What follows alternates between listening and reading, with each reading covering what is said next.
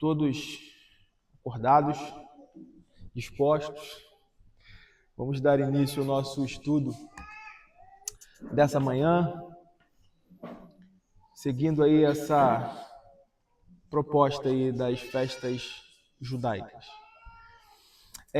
Nesse momento, eu queria fazer a leitura do texto de Levítico 23,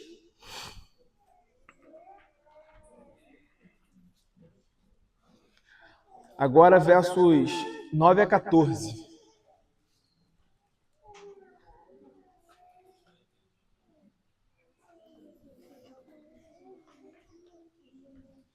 Levítico 23, 9 a 14. Falando aí sobre as primícias. Diz assim a palavra do Senhor. Disse mais o Senhor a Moisés: fala aos filhos de Israel e dize-lhes: quando entrardes na terra que vos dou e cegares a sua messe, então trareis o molho das primícias da vossa messe ao sacerdote. Este moverá o molho perante o Senhor, para que sejais aceitos. No dia imediato ao sábado, o sacerdote o moverá. No dia em que moverdes o molho, oferecereis um cordeiro sem defeito, de 1 ano em holocausto ao Senhor.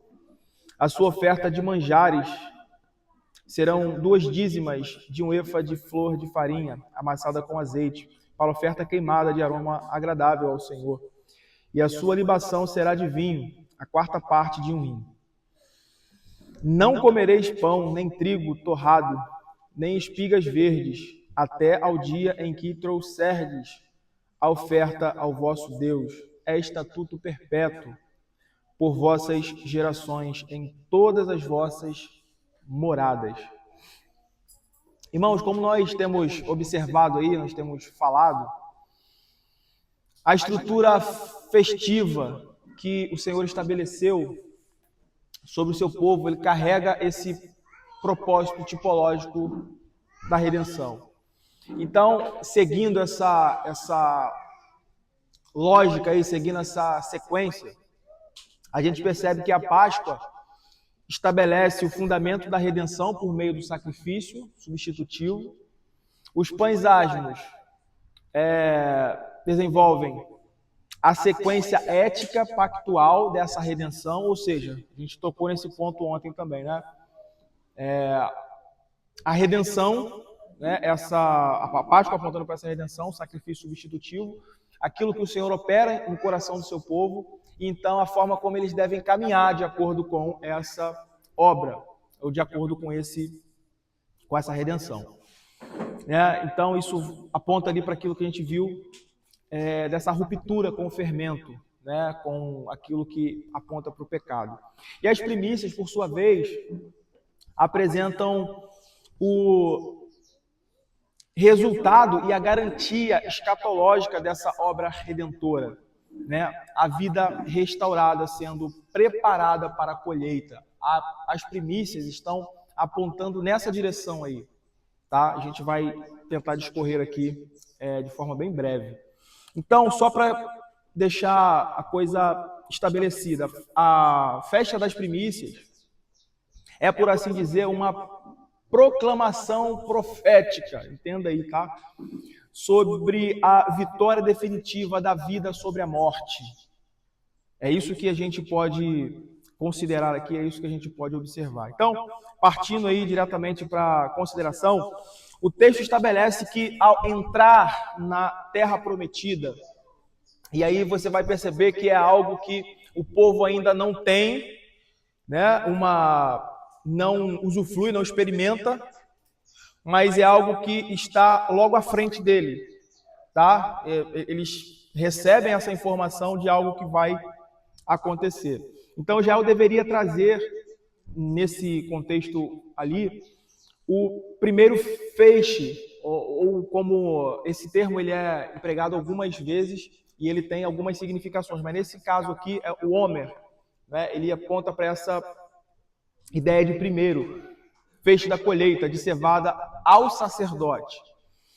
E esse rito possui 3 elementos vitais, teologicamente falando aqui, que são significativos nessa estrutura. Primeiro, a realidade do tempo, né, que é colocada aí, que é estabelecida no texto que a gente acabou de ler, que é no dia seguinte ao sábado, tá? O rito, ele não era realizado em uma data fixa do mês, mas no dia seguinte ao sábado, tá? Esse detalhe é teologicamente significativo, pois ele estabelece um padrão, tá? Ele vai estabelecer esse padrão.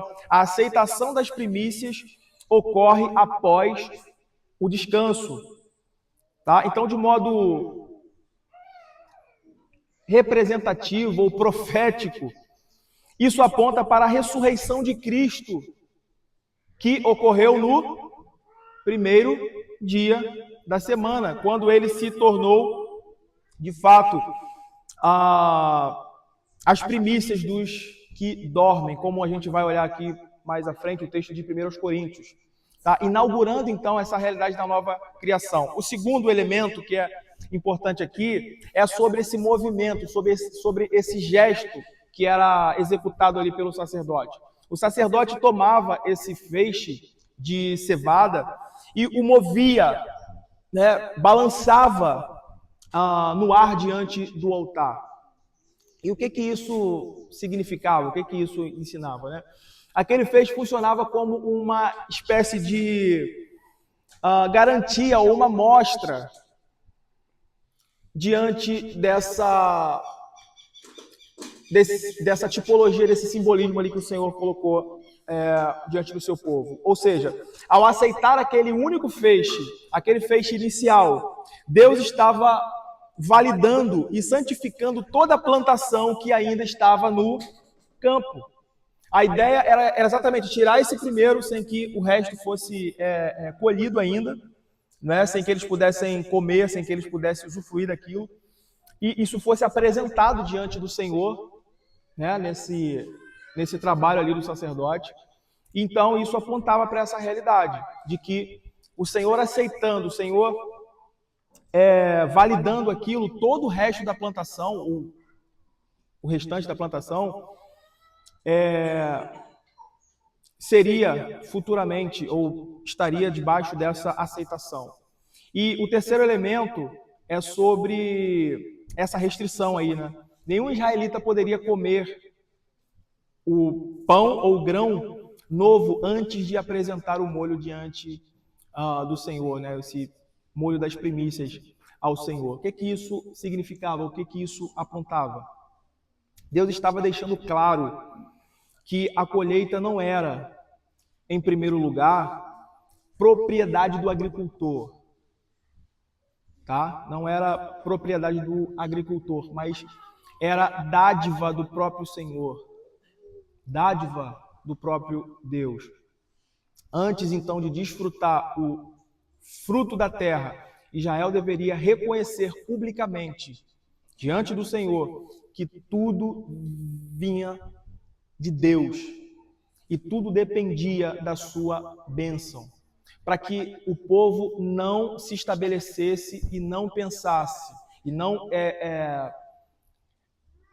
erguesse a sua confiança a partir dessa realidade humana, visível, da sua plantação, do seu braço, da sua condição, mas que eles pudessem já ser ali ensinados a confiar e a depender de Deus. Era Deus quem sustentaria eles, apesar de todas as coisas. Em outras palavras, irmãos, a provisão só podia ser recebida com gratidão e reverência, porque a vida do povo não era sustentada pelo campo. O ponto é esse, tá? Mas pela fidelidade do Deus que firmou aliança com eles. O Deus que os chamou, o Deus que os tirou daquela escravidão, do jugo, da condenação que estava conduzindo o seu povo rumo a esse lugar, né, que tem a sua tipologia aí, no descanso, na terra, no momento de paz, novamente com Deus. Então, esse mandamento, ou essa instituição, formava uma espiritualidade firme no presente, mas voltada para o futuro, apontada para o futuro. Israel aprendia a viver não dominado pelo medo de não dar conta da sua própria provisão, como as nações pagãs, tá? Como as nações pagãs faziam. Mas eles eram ensinados aqui a viver pela confiança no caráter fiel do Deus da aliança. Então, essa forma que o Senhor estabelece aqui, né, vai ensinar para eles, ou tem o propósito de ensinar para o seu povo, que a terra não era a fonte última da vida, que o Senhor era quem sustentava o seu povo por meio dela. E o que é interessante, à luz do Novo Testamento, né, quando a gente olha aí para a realidade do Novo Testamento, e aí, gente, eu quero deixar aqui aberto, quem quiser colocar, quem quiser falar alguma coisa, por favor, pode levantar a mão que eu abro aí a oportunidade. Tá? À luz do Novo Testamento, isso é interessante porque a igreja participa da nova vida, dessa nova realidade, não por apropriação autônoma da redenção, não porque o homem conquista, não porque o homem, pela sua própria condição, ele conquista a redenção, mas porque o Pai aceitou o verdadeiro primogênito ressuscitando dentre os mortos. Isso aqui, se você conseguir observar, está tudo interligado, está tudo intimamente ligado, um ponto ao outro. O aceite das primícias determina o sucesso da colheita, digamos assim, ou o destino da colheita. Cristo, ao ressuscitar dentre os mortos, não foi apenas um exemplo isolado de poder, mas carrega essa ideia de penhor, ou a garantia oficial de que toda a lavoura de Deus, isto é, a igreja, também será colhida da morte para a vida, colhida dessa realidade para uma realidade bendita, bem-aventurada. Ou seja, as primícias do campo apontavam para a fidelidade do Senhor em prover o sustento físico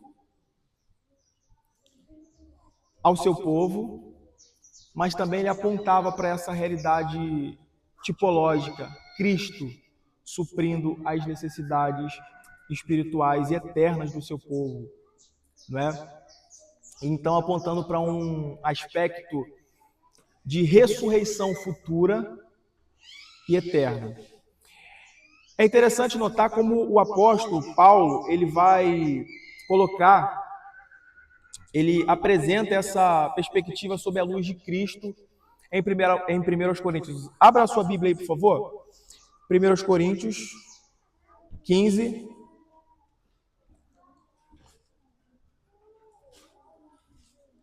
Primeiros Coríntios 15, 20.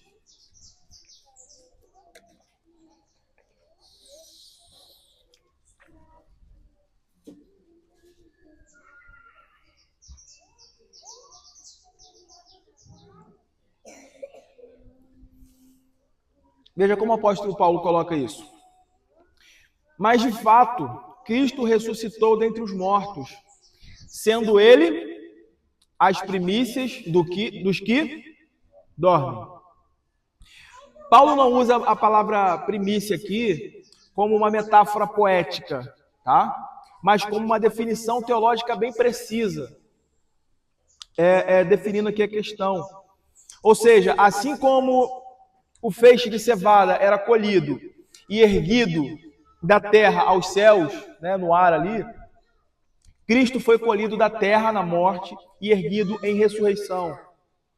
É interessante ver isso porque muitos homens, dentro dessa estrutura da revelação aqui, você vai ver que alguns homens, no caso, né, ressuscitaram, né? Ressuscitaram, como Lázaro, o filho da viúva, mas eles voltaram a morrer. Eles morreram novamente, né? Então eles não foram, nesse sentido aqui, primícias. Eles tiveram ressurreições provisórias, eles morreram e eles estão, né, nessa espera. Cristo é as primícias porque sua ressurreição é de uma nova ordem. Ele inaugurou a colheita da eternidade, ele é o primogênito, ele é o primeiro da nova raça humana redimida. Isso aqui é muito interessante, porque o Novo Testamento apresenta a ressurreição de Cristo dentro desse aspecto, como um evento recreativo. Né? Como esse evento recreativo. E o primeiro dia da semana marca o início de uma nova ordem redentiva, paralela ao início da criação original. É por isso que Paulo vai dizer em 2 Coríntios 5:17 o seguinte, veja aí como ele emprega esse termo, apontando, associando isso a Cristo. Veja, se alguém está em Cristo, 1 Coríntios 5:17, se alguém está em Cristo, nova criatura é. Nova criatura é. As coisas velhas já passaram. 2 Coríntios 5:17. Então, o Novo Testamento, ele liga essas realidades como um evento de nova criação. Existe um autor chamado, um comentarista do Novo Testamento, chamado Hermann Heidrich. E ele vai comentar o seguinte, né? Ele vai dizer que a ressurreição ele vai tratar a ressurreição como o início dessa nova obra criadora de Deus em Cristo. Ele escreve assim: Cristo ressuscitou como o primeiro fruto de uma nova criação. A ressurreição não é apenas um retorno à vida anterior, mas o início de uma ordem nova e definitiva da vida em Deus. Então percebam essa realidade. O paralelo entre Gênesis 1 e a ressurreição é teologicamente significativo aqui. Tá? A criação começa com luz rompendo as trevas. A nova criação começa com Cristo emergindo, Cristo sendo levantado da morte. Né? O Senhor Jesus trazendo essa realidade de vida novamente. Existe outro comentarista do Novo Testamento que ele argumenta que a ressurreição, ele enfatiza isso, né? Que a ressurreição não é apenas a reversão da morte, mas ela inaugura esse estado de bem-aventurança. Cristo ele não retorna simplesmente à vida anterior, ele entra em uma existência glorificada que antecipa o destino e a realidade final do seu povo, né? Do povo de Deus. Então, essa compreensão ela é bem marcante, é bem interessante, porque isso traz à igreja, traz ao povo de Deus, né, a nós, essa perspectiva de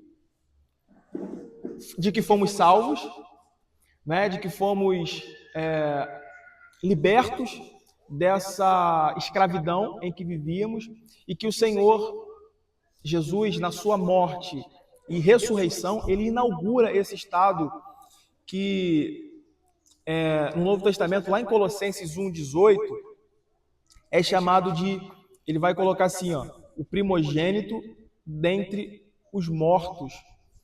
Primogênito dentre os mortos, o termo indica aí a supremacia e representação, que mostra aí que a ressurreição de Cristo é o padrão e a garantia da futura ressurreição dos crentes.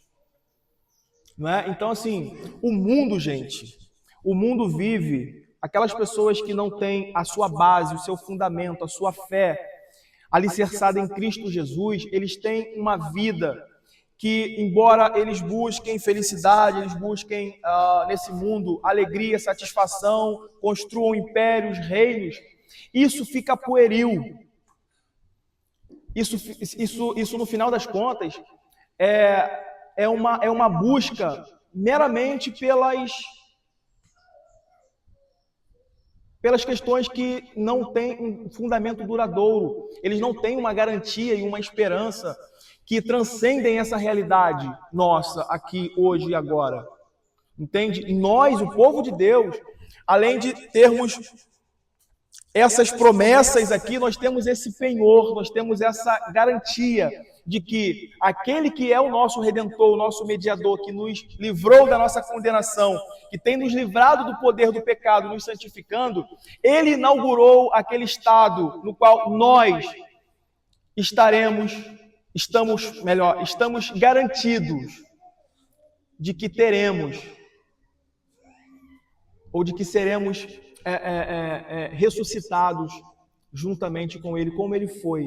Então ele inaugura, por isso o termo lá de Colossenses é interessante, né? Ele é o primogênito dentre os mortos. Ele inaugura essa realidade, nos dando essa garantia futura dessa realidade final do povo de Deus, né? Isso não se encerra aqui. Tem um outro autor, não lembro qual é o nome dele, mas ele vai apontar para essa realidade, ele vai falar assim: essa vida não é tudo que existe. Essa vida não é tudo que existe. Então, se a nossa esperança em Deus, se a nossa fé, ela se concentrasse apenas nessa realidade terrena, transitória aqui da vida, isso seria algo terrivelmente frustrante. Terrivelmente frustrante. Né? Mas é essa esperança, essa expectativa da garantia futura que temos no nosso mediador, aquele que está sentado à destra de Deus Pai, hoje, que é alguém como eu e você, né? Um homem ressurreto, glorificado, sentado à destra de Deus Pai. Isso tipifica, isso aponta, isso traz essa segurança ao povo de Deus. Né? Nós estamos sendo trabalhados aqui para que um dia cheguemos lá. E algo ainda muito significativo nesse contexto é essa conexão entre primícias e o dia do Senhor. Tá? O fato de a oferta das primícias ocorrer no dia seguinte ao sábado estabelece uma conexão aí profunda com o desenvolvimento da adoração cristã no Novo Testamento. Não sei se vocês conseguem perceber isso, mas os evangelhos, eles registram consistentemente que Cristo ressuscitou no primeiro dia da semana. E posteriormente nós vamos perceber a igreja reunindo-se nesse mesmo dia para o culto e para a celebração da ceia do Senhor. Né? Então, a partir desse padrão, a teologia reformada entende que o dia do Senhor não é uma instituição arbitrária, mas ela é o desenvolvimento redentivo do princípio sabático, à luz da nova criação inaugurada na ressurreição de Cristo, a primícia. João Calvino, veja que interessante, olha.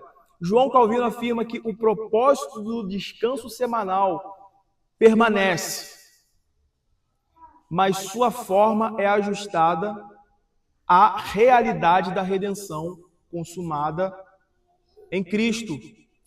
O domingo, portanto, não substitui o sábado como um novo ritual legalista, mas o cumpre como celebração da obra redentora realizada, dessa obra redentora já feita. Então, isso é extremamente interessante, né? Isso traz esclarecimentos para a igreja com relação a essa realidade. A igreja no Novo Testamento celebra a realidade das primícias não por meio das festas agrícolas, mas pela adoração semanal no dia do Senhor. Então, cada domingo é uma proclamação da ressurreição do nosso Senhor. Né? Cada domingo é essa proclamação. Então, irmãos, a festa das primícias, ela encerra esse primeiro grande movimento do calendário redentivo, tá? Ao proclamar que a redenção não termina no perdão dos pecados, mas ela culmina na restauração, na inauguração dessa realidade em Cristo. Né? Assim como aqueles feixes são levantados e o Senhor o aceita, o Senhor o recebe, é como se ele colocasse ali o seu selo, é como se ele recebesse isso como garantia e dissesse: todo o povo que está debaixo ou que pertence a esse feixe, a essa primícia, esse povo será aceito. Eu aceitarei esse povo. Né? Então, na ressurreição de Cristo, Deus declara que a morte foi derrotada, né? Que uma nova criação foi inaugurada e que o descanso prometido desde o Éden já começou. Então, isso fecha aí, eu procurei separar aqui em blocos, porque a gente não tem tempo para, né, entrar aqui por todos os meandros. Mas eu separei aqui dentro desse bloco aqui, esse primeiro bloco que pega a Páscoa, os pães asmos e agora as primícias, fechando esse primeiro bloco. E aí agora o que vem são as outras 3 festas, fechando o segundo bloco. Tá? Então esse primeiro bloco aqui, ele aponta aponta para essa realidade da obra, a ação, os feitos de Cristo como nosso mediador em relação ao seu povo. E o segundo bloco, ele vai apontar para a resposta do povo. Isso é interessante, né? Vai apontar para a resposta do povo diante dessa obra consumada de Cristo.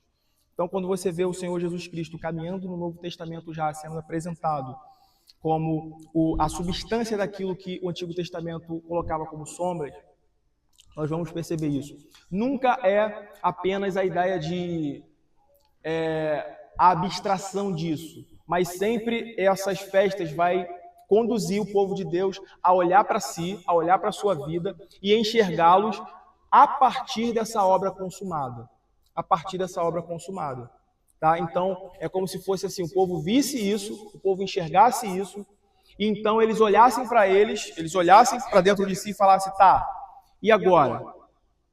Como eu devo viver a partir dessa realidade? Como eu devo responder a isso? E se a gente for parar para reparar, parar para pensar, o que o Evangelho significa, eu já terminei aqui, eu só quero concluir. Se a gente for olhar para essa realidade do que o Evangelho significa, o que a pregação do Evangelho significa para nós, para a igreja, é exatamente isso. A gente nunca, estava conversando ontem com o Francisco ali, como é interessante isso. Nunca a gente fica nessa abstração da verdade. Nunca a igreja ou o evangelho, a pregação do evangelho pode parar nessa abstração, nesse encanto pela realidade, pela verdade teórica. Isso sempre deve trazer a uma pergunta. Tá, como isso afeta a minha vida? Como isso, então, faz com que eu me enquadre no propósito dessa revelação? Então, quando a gente olha essas festas judaicas ali, dentro dessa perspectiva que a gente tem desenvolvido aqui, a gente não tem o propósito, né, mais de cumprir ou de observar o calendário litúrgico, né? Mas a gente deve se perguntar como isso nos instrui teologicamente, como o Evangelho nos chama a olhar para essa realidade e nos chama a uma resposta agora sob a realidade de Cristo. Sobre a realidade de Cristo. Então, esse primeiro bloco, ele meio que nos mostra essa realidade ampla, essa realidade da obra de Cristo realizada, e o segundo bloco meio que assenta isso, né, na prática viva do povo de Deus em relação a isso, como isso afeta a vida deles em santificação, mortificação do pecado e numa conduta que de fato seja coerente com esse separar de Deus da aliança, né? nessa formalização da aliança. Né? O termo santificação, ele significa separação. Então Deus faz um pacto com o seu povo para que ele seja um povo separado dos demais povos. Então, como o povo que foi separado deve viver. Então é mais ou menos isso que a gente consegue visualizar aqui. Alguém quer falar alguma coisa? Alguém que pode falar?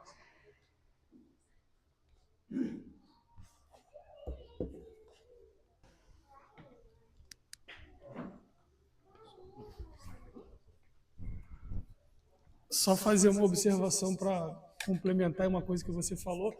Essa ideia das primícias, né, como uma nova criação, isso é imprescindível para que a gente entenda a troca do dia do sábado para o domingo, porque o padrão é a gente justamente seguir o padrão de Deus. Deus criou o mundo em 6 dias, no sétimo ele descansou, santificou, então ele descansava no sétimo.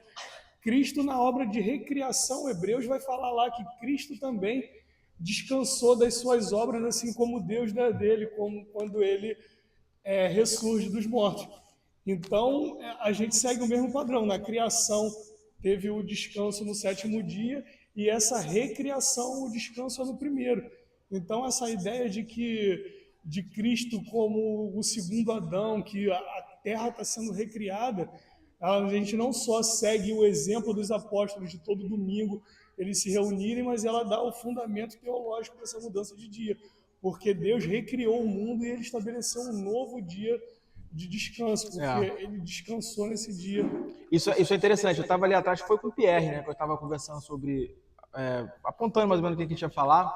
Isso é tão interessante porque se você observar assim mais detalhadamente essa estrutura das festas ali, você vai observar isso, que esse ciclo, né, sempre está encerrando, é como se ele estivesse encerrando, é como se ele estivesse executando tudo ali, e o primeiro dia, né, aquele que seria o 8º no caso, seria o encerramento, ou seria aguardando o primeiro, né, que seria essa ideia aqui das primícias de Cristo. Ou seja, quando Cristo nasce, ele cumpre de fato isso, a igreja reconhece isso e ela apenas segue essa primícia. Ela segue agora, a partir de Cristo, esse princípio de que aquilo tudo ficou, né, cumprido em Cristo, acabou, né, encerrou aquele ciclo ali. Então, a partir dessa nova criação, a partir desse novo momento, dessa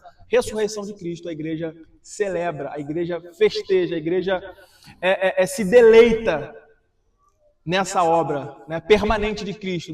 Não tem mais isso para ser como era naquele jeito de recordar, mas agora tem a obra de Cristo. Né? O povo de Deus vividamente vivendo isso na sua vida prática, vivendo isso nessa comunhão com o seu povo e com ele mesmo, que Cristo promete isso, né, que estaria com o seu povo, que estaria no meio do seu povo, por meio do seu Espírito, por meio da sua palavra pregada no seu dia. Então, isso é extremamente importante. O pastor quer falar alguma coisa? Ali, ó. Lá. Não, mas aí não vai sair. Tá gravando. A centralidade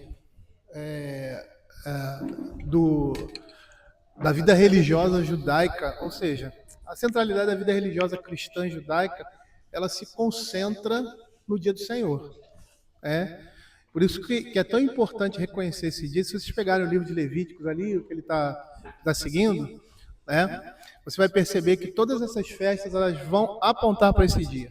Todas elas. Elas convergem no dia do Senhor. Então, isso que o Fernando falou e que ele colocou ali de uma maneira muito apropriada, a questão do recomeço.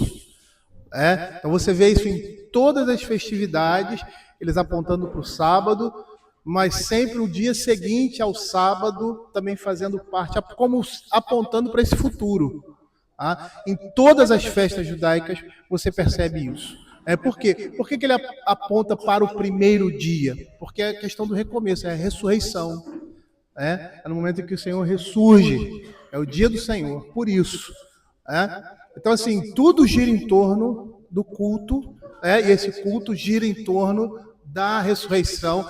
E no Velho Testamento, tudo apontava, todas as festas que encerravam-se no sábado, sábado tinha o primeiro dia subsequente, o 15º dia, o 8º dia, como um elemento essencial. Por quê? Porque ele fazia parte dessa nova aliança já apontada na aliança antiga.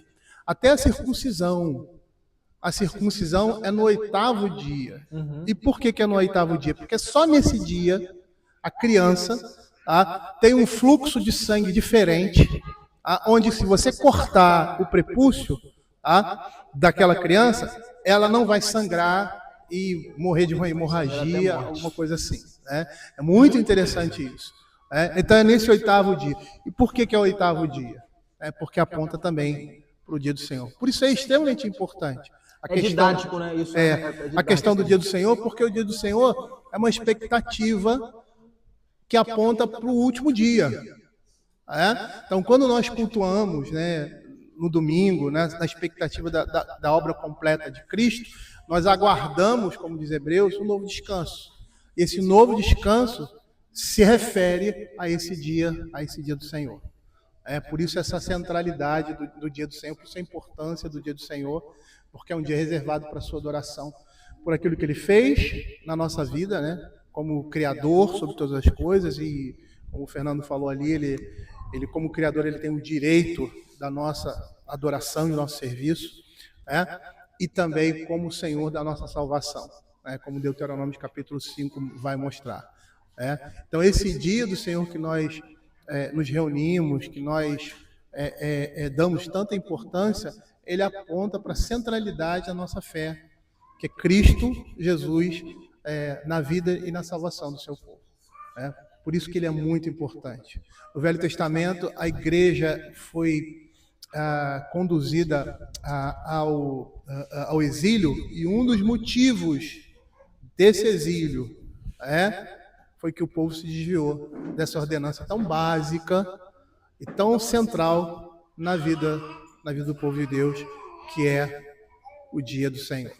Só a título de curiosidade, nós conhecemos uma igreja que não é brasileira, segue a linha presbiteriana, mas não é brasileira, e o pastor, juntamente com o conselho, decidiram mudar o dia para o sábado, se reunir no sábado, E eles decidiram isso, E aí isso chegou ao meu conhecimento, a gente comentou isso lá em casa e tal, porque são pessoas que estão próximas a nós, E aí eu achei um absurdo, porque é um absurdo, Porque você não pode alterar aquilo que Deus estabeleceu.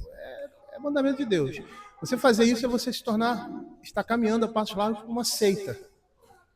Porque a centralidade do culto a Deus, a Cristo, se concentra no dia do Senhor. É um marco da vida religiosa. Quando você vê lá no Velho Testamento as festas, então todo o povo se reunia para essas festas. As pessoas vinham de longe. Por quê? Porque era um marco na vida religiosa. Era o calendário religioso judaico que apontava para a fé, a esperança e o amor que eles tinham a partir daquilo que a palavra de Deus falava no Velho Testamento.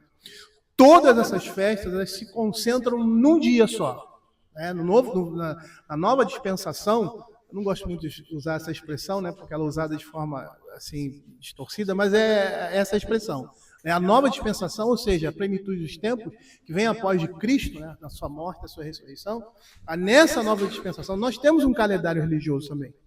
E esse calendário religioso ele se resume exclusivamente ao dia do Senhor. Porque todas as festas, todas elas vão apontar para esse dia, que é o dia do Senhor. E por que ele é o dia do Senhor? Porque é o dia que o Senhor ressuscitou dos mortos. Rapidinho, só complementando isso aí que o pastor falou, é interessante porque, como a gente falou no começo ali, e eu cunhei esse termo que o próprio autor daquele livro, Encontrei Jesus numa festa de Israel, ele vai usar exatamente o dia do Senhor, ali ainda na antiga administração como sétimo, como esse arco, como esse molde, essa ideia aí. Por quê? Você vai ver todas as festas, elas estão condicionadas, ou ela começa, ou ela termina, ou ela tem os seus pontos seus ápices no dia do Senhor. Elas acontecem em torno do dia do Senhor. Por isso que a ordem que vem ali na revelação proposicional do Senhor, quando ele vai falar das festas fixas, a primeira é a primeira ordem é a instrução acerca de observar, de guardar, do povo fazer tudo o que eles vão fazer, mas com a expectativa do dia do Senhor. Então, isso aí é o elo que não pode se quebrar. É o elo fundamental para você entender toda a tipologia que as festas trarão. Tá? Eu ia falar mais alguma coisa, mas eu esqueci. Então, Deixa eu só fazer uma pergunta. Eu acho que é uma questão mais de curiosidade geral. Não, vocês decidem quem vai responder. Mas assim, a gente percebe claramente, até pelo que foi falado, que todas essas festas e cerimônias que tinham ali na época do povo de Israel eram sombras. Sim. Mas eu queria saber se existe algum estudo ou algum livro que trata se o povo tinha alguma vaga compreensão de ter uma significância ou de ter um contexto, ou se isso era puramente ritualístico. Por exemplo, se o povo tinha alguma mínima compreensão, não sei se existe algum estudo sobre isso, algum livro que fala sobre isso, é mais uma curiosidade. E também queria saber, pegando isso, qual é a evolução da visão do povo judeu, porque assim, se a gente vê, hoje a religião judaica, ela é muito baseada em relação a isso ainda. Então assim, demonstra que a compreensão deles não foi ressignificada como a nossa. Aí, não sei se vocês conseguem responder isso, mas é só para entender que, tipo, no passado, na época, antes da consumação, de Cristo vir, pregar, morrer, ressuscitar, e aí vinha a instituição da igreja, aí eles começarem a pregar sobre isso. Se o povo fazia de uma forma basicamente ritualística, e não havia uma compreensão assim, completa nunca teria, mas tipo, não havia uma noção ali da relação entre cada festa, do que os pontos principais. Eu entendi. E tipo, se vocês têm o entendimento de por que ainda existe essa visão por parte da religião judaica. Então, a coisa só se torna clara quando ela se manifesta, né? Que o povo fala, é isso, tá? Então, assim, no Antigo Testamento, o que a gente pode afirmar com certeza é que isso era uma sombra que tinha as verdades essenciais impregnadas nelas. Tá? Os nossos documentos eles vão apontar para essa realidade como obscurecidas ainda na antiga administração, tá? No desenvolvimento do curso. Então, assim, cara, o povo estava sendo condicionado, aquilo que eu falei na introdução, o povo estava sendo condicionado à familiaridade. Então, tudo isso era para que eles se familiarizassem com a substância da coisa, quando a coisa se apresentasse. Mas veja que interessante, agora eu não vou lembrar, mas é aquele que tem no Novo Testamento, acho que é em Lucas, que fala do cântico, acho que é Zacarias, não é? Simeão, né? Simeão. É interessante, né? Como ele vai, quando ele pega a criança ali, né? Quando ele pega a criança ali, o que ele diz? Alguém lembra o texto aí onde está exatamente? Alguém pode dar um... Meus olhos viram. Não é isso? Então, o que isso aponta? O que isso aponta? Eles não tinham a clareza, a nitidez da... mas eles não tinham a nitidez da coisa, tá? Um exemplo aqui, os nossos filhos. Quando a gente está educando, a gente está disciplinando, a gente está cortando determinadas coisas deles nesse sentido de discipliná-los e de educá-los num princípio, numa verdade. Por exemplo, o Timóteo ele não tem um entendimento do que isso significa ali para ele. Ele está sendo condicionado. Né? Então, quando chega o tempo da maturidade, quando chega o tempo do entendimento, aquilo se torna tão claro para ele, né? Tão claro para os nossos filhos, que ele vai falar, cara, é isso. Então, a coisa, ela caminha assim. Né? O pastor quer falar alguma coisa. Só completar isso, a revelação é sempre progressiva. Eu ia até citar esses exemplos. Quando o Senhor Jesus chegou para os discípulos dele, que ele havia ressurreto, né? Ele estava conversando com eles, e aí eles, naquela conversa, admirados, ele fala assim, da incredulidade deles, da falta de conhecimento deles, nécios de coração, para crer naquilo que os profetas disseram. E ele começa a expor a Escritura de tudo aquilo que a Escritura falava no Velho Testamento sobre ele. Então, o que acontece? A revelação era progressiva e as pessoas viviam por meio dessa revelação na expectativa do Messias. É só você olhar a nossa realidade hoje. É muito semelhante. Você tem as pessoas que têm a noção do que realmente é o Evangelho, que fazem essa ligação do velho no novo e do novo no velho, porque esse é o princípio, né? Um está no outro. O Novo Testamento está obscurecido no Velho, e o Velho Testamento está claro no Novo Testamento. Né? Agostinho fala mais ou menos dessa realidade. Então, quando a revelação era dada, né, esse conhecimento era dado, eles iam a partir daquilo que eles tinham. Tá? Então, é por isso que você vê determinadas pessoas, como Simeão, Ana e muitos outros, quando as coisas se processam, eles conseguem perceber que aquela promessa que foi dada era uma promessa objetiva, não era apenas um Messias, um rei político. Muitos pensavam, entendiam assim, mas outros não, você vê isso claramente.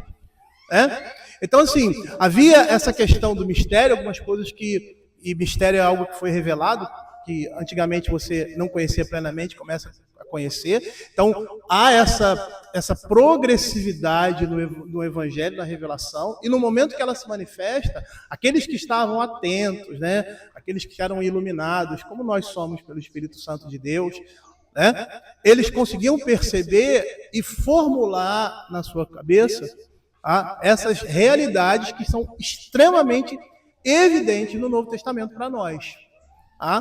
É como você, por exemplo, que abraçou o Evangelho e conhece a fé reformada. E você, caramba, é isso! Você teve um fundamento. E aí você agora começa a se aprofundar naquilo ali, e aí você começa a perceber que as coisas começam a fazer sentido. É mais ou menos isso que acontece ali. Então você tem pessoas ali que tinham a plena convicção não completa, né, desse Messias e de como ele seria, não na sua completude, mas sabia. Tanto que Simeão, Ana, e o que eles falam? Olha o que eles falam. Eles falam salvação para os gentios. Ou seja, uma coisa que era impossível você falar isso no meio do povo de Deus, porque o gentio jamais ia se converter. Já tem uma interpretação. Se não tornasse um prosélito, ou seja, se ele não se tornasse um judeu e começasse a ter comportamentos não somente religiosos, mas culturais judaicos, não tinha salvação. E aí você vê, isso é interessante no Novo Testamento, que eles são chamados de helenistas. Helenistas eram judeus que tinham um comportamento grego, porque eles viviam no mundo grego. Isso para eles era abominável. Então, percebam que esses homens, né, eles já entendiam porque o Espírito Santo de Deus trazia esse conhecimento à igreja. Nem todos tinham, mas eles tinham nas mãos, aquilo que poderia redundar no conhecimento que eles têm. O apóstolo Paulo, Pedro, eles pregavam com a Septuaginta. O que é a Septuaginta? A Septuaginta é a tradução do Velho Testamento, simplesmente. Então a pregação de Paulo era baseada nos textos do Velho Testamento. Ele pregava os textos do Velho Testamento, é lógico que você tem aí a questão da inspiração também. Ele pegava os textos do Velho Testamento e expunha, isso aqui é isso. Por quê? Porque a revelação estava lá. Então, esse momento da igreja é um momento interessante porque há esse entendimento, não completo, né, mas há esse entendimento, e esse entendimento só se torna completo quando ele se manifesta plenamente. E qual é essa manifestação plena, que a gente chama de plenitude dos tempos? É Cristo. Perceba que o Novo Testamento todo ele é baseado nos evangelhos. É baseado nos evangelhos, porque a base, a sustentação de toda a escritura, né? Você vê ali, né? É a vida, é a obra de Cristo, é o fundamento de toda a escritura. E ali no evangelho você tem o início, esse recomeço, e todos os apóstolos e profetas no Novo Testamento pregavam a partir do quê? Do Velho Testamento. E aí, a partir daí você tem o Novo Testamento de uma forma clara. O que é o Novo? Quando você lê o Novo Testamento, cara, na sua cabeça você tem o Velho Testamento.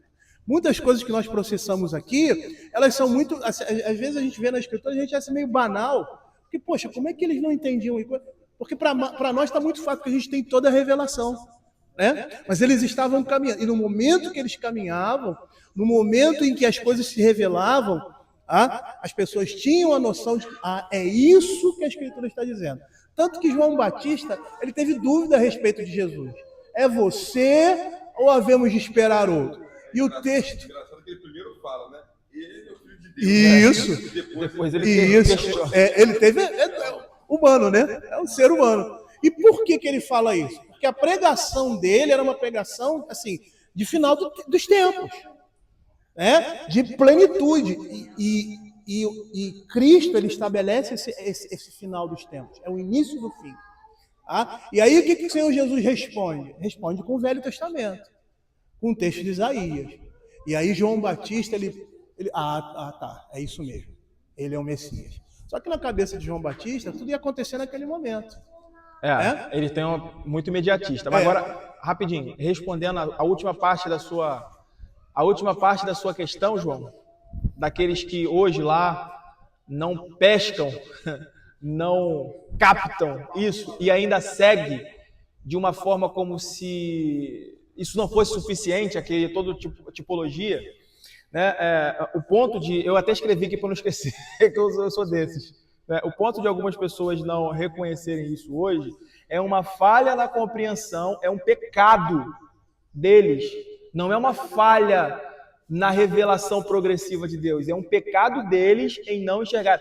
Você vai ver o embate de Cristo ali no momento quando ele surge com aqueles homens. Olha o que está escrito lá em João 5,39, falando acerca daqueles homens que deveriam, quando ter visto Jesus, pegar a bandeira, chegou, é ele, está aqui agora, gente, venham, é ele. Esses homens deveriam ter feito isso, porque, cara, eu já tive a oportunidade de pregar há algum tempo atrás, Marcos, o pastor está pregando hoje, e chegou um ponto ali que você claramente vê que quando Jesus estava andando, caminhando, fazendo as obras que ele estava fazendo, cara, as pessoas que estavam ali, era como se ele tivesse uma seta em cima da cabeça dele, falando assim, é ele, é o Filho de Deus, é a semente prometida.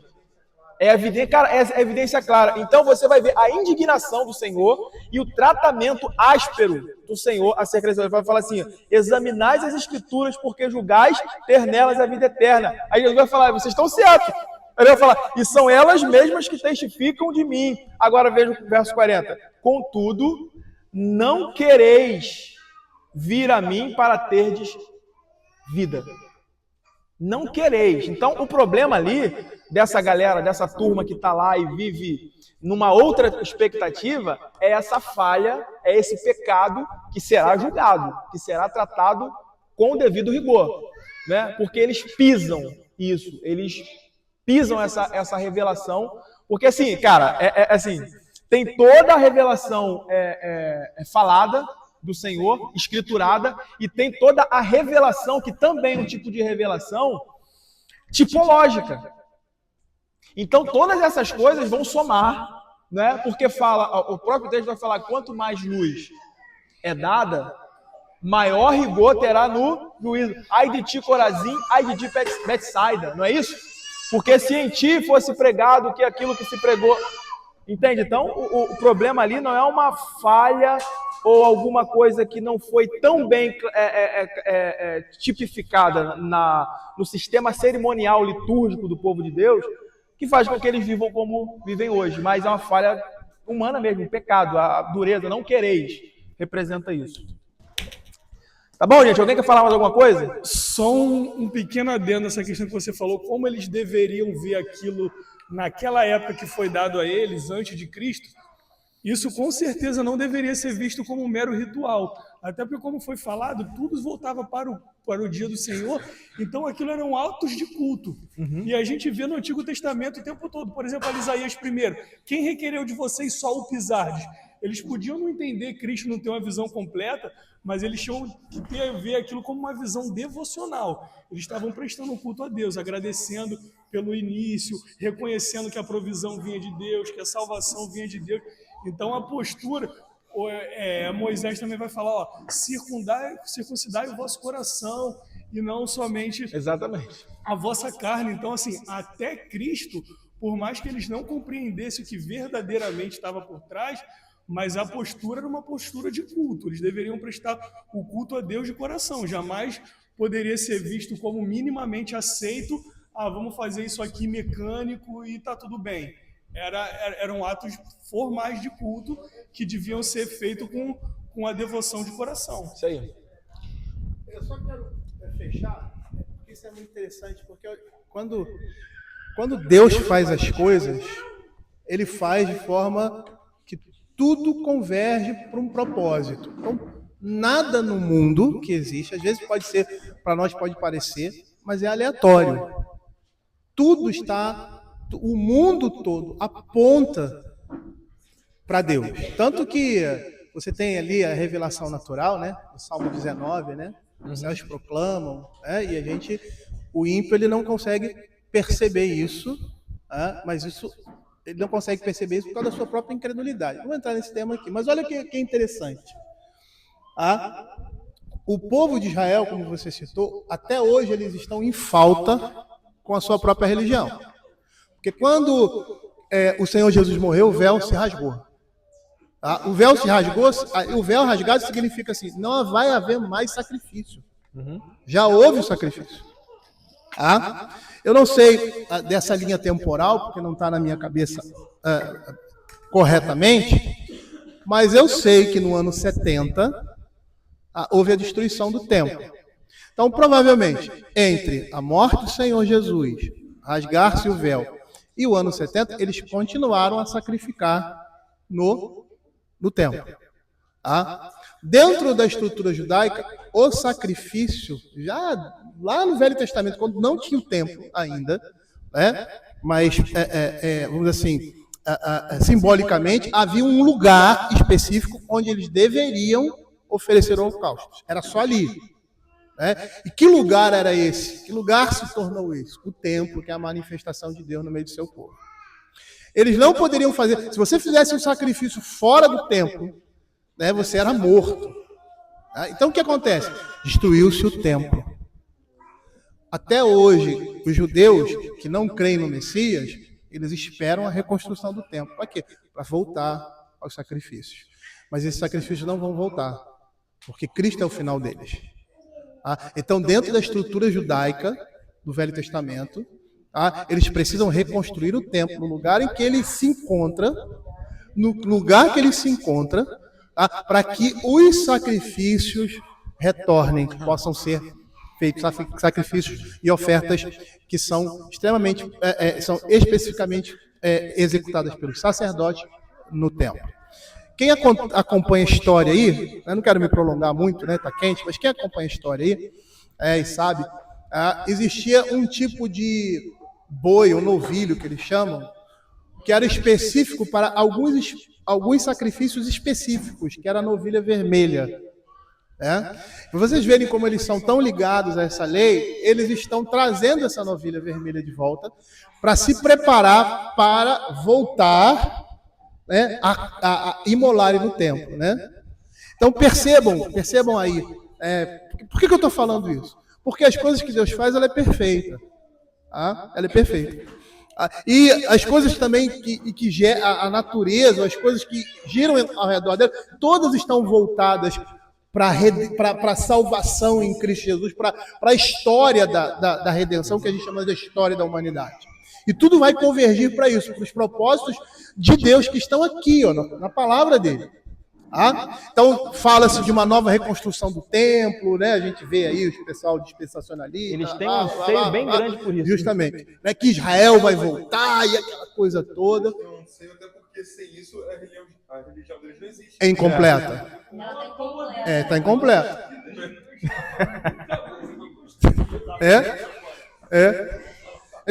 Então percebam como as coisas giram em torno disso, e é a própria incredulidade, né, dureza de coração desses homens em não aceitarem a revelação. Por quê? Porque a manifestação do Senhor Jesus entre os homens, né, ela é indesculpável. Ela é indesculpável. Eles deveriam...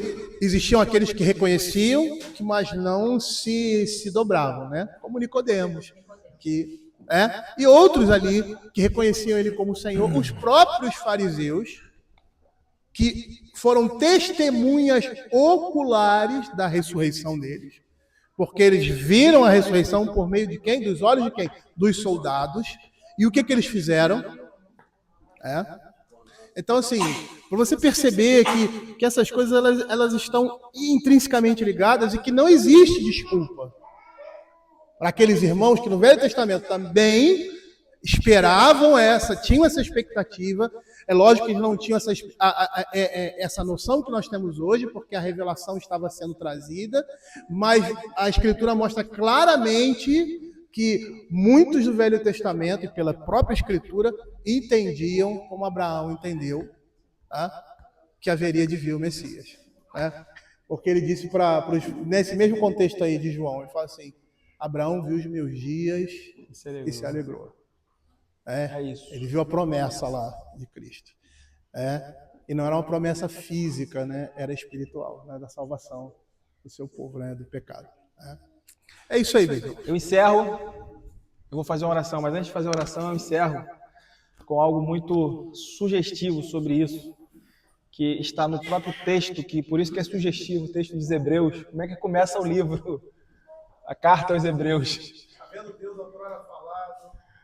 Olha que interessante. Havendo Deus outrora falado muitas vezes e de muitas maneiras aos pais pelos profetas, nesses últimos dias nos falou pelo Filho. Ponto. E o capítulo 2 diz que eles são indesculpáveis. Ponto. Oremos. Senhor Deus bondoso, como é maravilhoso, Pai, estar diante do Senhor, reunido com o teu povo, Pai. Eu fico a imaginar, ó Pai, o prazer e a alegria indizível que será aquele grande dia em que nós não estaremos mais na condição que estamos agora, Pai.